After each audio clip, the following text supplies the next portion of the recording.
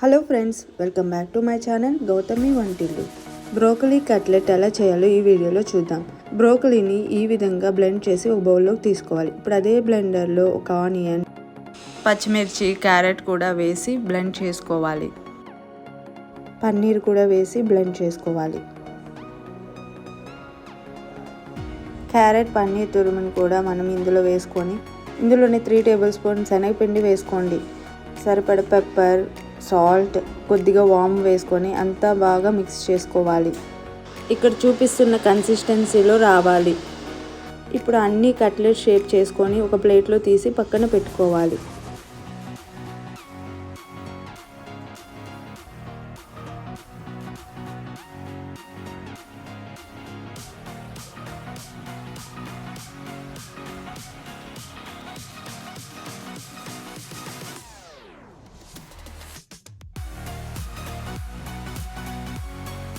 ఇప్పుడు స్టవ్ మీద ఒక ఫ్రై ప్యాన్ పెట్టుకొని 2 టేబుల్ స్పూన్ ఆయిల్ వేసుకోవాలి.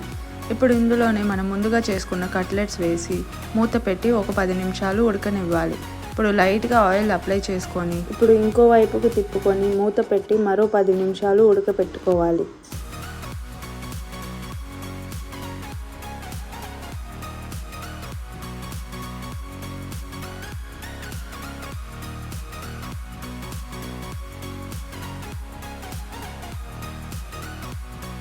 అంతే అండి, ఎంతో టేస్టీ అయిన బ్రోకలీ కట్లెట్ రెడీ.